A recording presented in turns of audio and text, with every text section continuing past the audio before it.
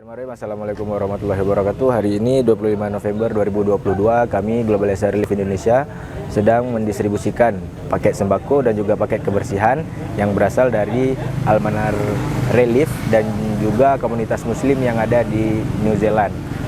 Insya Allah kita akan mendistribusikan di 5 posko. BNF yang akan menerima pada 5 posko ini terdiri sebanyak 500 jiwa.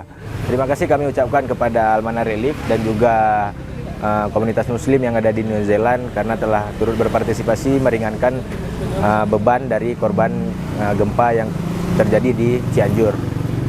Masih banyak saudara-saudara kita di luar sana yang membutuhkan uluran tangan kita, membutuhkan bantuan kita, membutuhkan perhatian kita untuk kita berikan perhatian dan untuk kita berikan bantuan.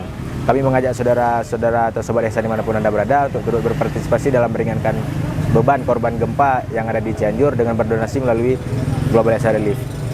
Akhirul kalam, Assalamualaikum warahmatullahi wabarakatuh.